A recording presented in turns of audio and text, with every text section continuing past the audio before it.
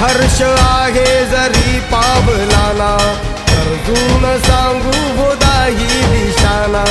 आयुष्य लावू हो आम्ही पणाला, आशा स्वप्न वेड्या तुझ्या लेकराला. आधार लाभो तुझ्या सबुलीचा, तू दुःख हरता भक्तगणांचा दाता. तुझ्या भक्तीचा जागर केला ते वरदान तू आता. रूप निरखता भान हरपले सुंदर मंगल मूर्ती, नसा नसातून उधाणलेली आनंदाची भरती.